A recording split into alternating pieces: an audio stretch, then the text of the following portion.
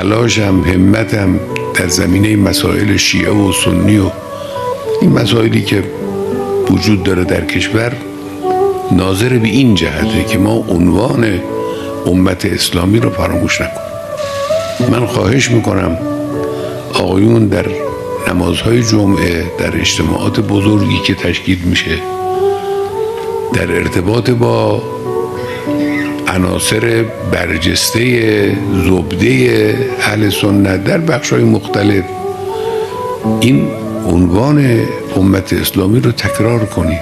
کاری کنید که ما به هوش بیاییم، بفهمیم که ما علاوه بر صفت ایرانی بودن یک صفت بالاتر و مهمتری داریم و اون مسلمان بودن و عضو امت اسلامی بودن.